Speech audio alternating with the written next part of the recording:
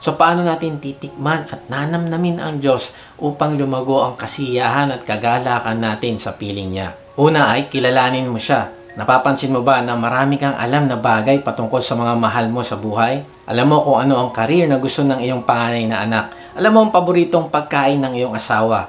Alam mo na takot ang bunso mo sa dilim. Alam mo na ang hilig ng iyong asawa ay basketball.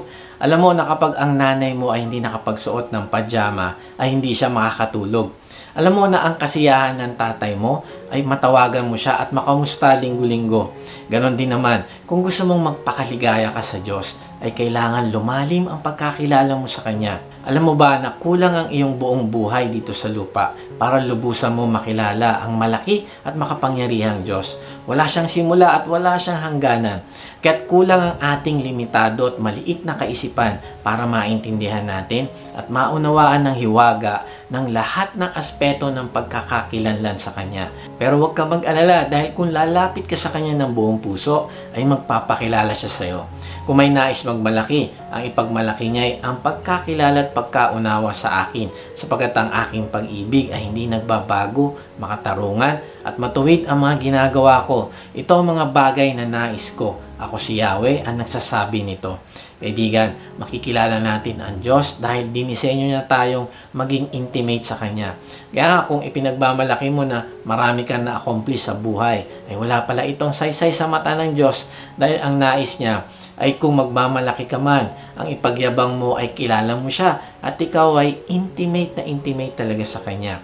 Kaya kailangan mong malaman kung ano ang nakakalugod sa Diyos at hindi. Kailangan mong malaman kung ano ang mga prinsipyo niya patungkol sa lahat ng area ng buhay mo. Kailangan mong malaman ang lahat ng katangian niya bilang Diyos at marami pang iba. Nakaranas ka na ba ng isang tao na malapit sa'yo o kaya pwedeng boss mo sa trabaho tapos hindi niya sinasabi sa'yo ng malinaw kung ano talaga ang inaasahan niya sa'yo o kung ano ang gusto niyang gawin mo. Hindi klaro kung ano makakaplis sa kanila at hindi. Tapos dahil sa hindi mo alam, ay gagawin mo na lang kung ano ang sa tingin mo ang nararapat. Kaya lang, ay iba naman pala ang inaasahan niya sa'yo. Tapos ang mangyayari, ay magagalit siya at magkakaroon na kayo ng conflict. Grabe no, nakaka-frustrate kasi hindi naman natin alam kung anong gusto niya dahil hindi sa atin sinabi. Dapat ay naayos na natin sana kung alam lang natin ito. Sa kabaligtaran naman ay gustong-gustong sabihin sa iyo ng Diyos kung anong kalooban niya, kung anong nararamdaman niyang pagmamahal sa iyo. Gusto niyang sabihin sa iyo kung sino siya at paano ka magbibigay ng kaluguran sa Kanya. Kaya lang ito ang problema, ayaw mo lumapit at hanapin siya. Tapos pag nagka-problema ka, ay sisisihin mo ang Diyos. Kaibigan, simulan mo nang hanapin ang Diyos. Dahil ang paghahanap mo sa Kanya ay magbubunga ng karunungan na mag-iingat sa iyong lakad. At magbubunga din ito ng totoong kaligayahan sa Diyos na mas katakam-takam kaysa sa kasalanan. Kaibigan, marahil pag tinanong ka patungkol sa iyong tatay, ay maraming kang masasabi patungkol sa kanyang trabaho, hobbies, paboritong pelikula at ugali. Now, tanongin mo naman ito sa sarili.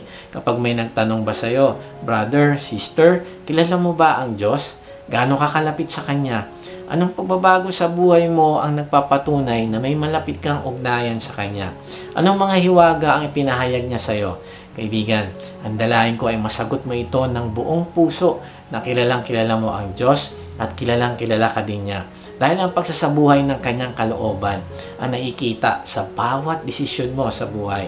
Nakakalungkot kasi kadalasan pinapalitan natin ang paghahanap sa Diyos ng magandang trabaho, magandang relationship, lumalagong negosyo, o kaya matagumpay na ministry at mas itinataas natin ang level nito at mas pinapahalagan ang mga bagay na ito kaysa seryosohin ang pagkilala sa Diyos. Ay, napaka-bless ko naman. Salamat Lord. Talagang close na close kami ni Lord kasi ito, ang dami kong blessing. Tapos, nagpa-prosper ang ministry namin. Mali kaibigan. Baka mamaya ang blessing na sinasabi mo ang nagiging dahilan para hindi ka maging intimate sa Kanya. Kaya kung gusto mong magpakaligaya sa Diyos, ay kailangan mong ipagpatuloy ang paghahanap sa Kanya. Marahil tinatanong mo, paano naman ako magsisimulang hanapin ng Diyos? Kaibigan, ang paghahanap sa Diyos ay pagtawag at pagsusumamo sa Kanya na magpakilala siya sa iyo. Lord, buksan mo po ang aking mga mata. Gusto po kita makilala ng lubusan. Gusto kita makausap at magkaroon ng palagiang pakikisama sa iyo araw-araw.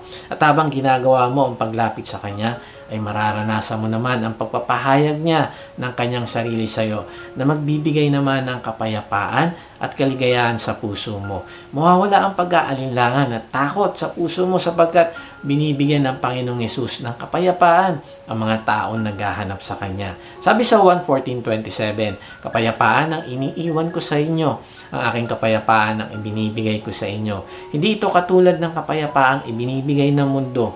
Huwag mabagabag ang inyong kalooban at huwag kayong matakot. Alam mo ba na ang imbitasyon sa atin ng Diyos na kilalanin siya ay isang pribilehiyo? Dahil ang lumalang sa atin, ang siya mismong nag-aantay sa ating kilalanin siya. Minsan, tayo suplado tayo, ayaw makipag-usap at makipagkilala sa ibang tao.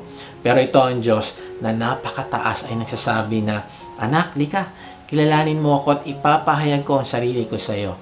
Kaibigan, simulan mong tumawag sa Diyos na tulungan kang makilala siya. Huwag mong isiping bigla mo na lang siya makikilala isang araw pagising mo.